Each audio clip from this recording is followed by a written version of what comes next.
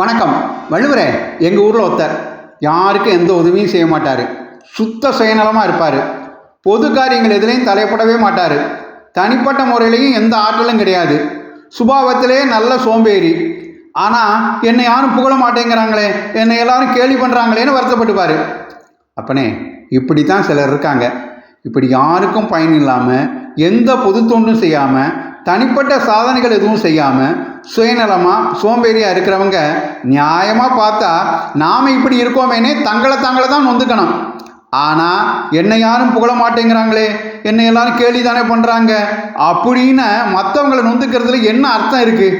அதைத்தான் புகழ்பட வாழாதார் தன்னோவார் தம்மை இகழ்வாரை நோவதியவண்ண புகழ் அதிகாரத்தில் 237வது குறளாக எழுதி வச்சேன்.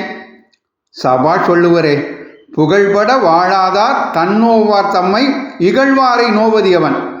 தனக்கு புகழ் உண்டாகும்படி வாழத் தெரியாதவர்கள் தன்னையே நொந்து கொள்ளாமல் தன்னை கேலி செய்தவரை நோவது சரியா அப்படின்னு கேள்வி கேட்டு அப்படிப்பட்ட ஆசாமியாக நாம் இருக்கக்கூடாதுங்கிறத புரிய வச்சுட்டீங்க.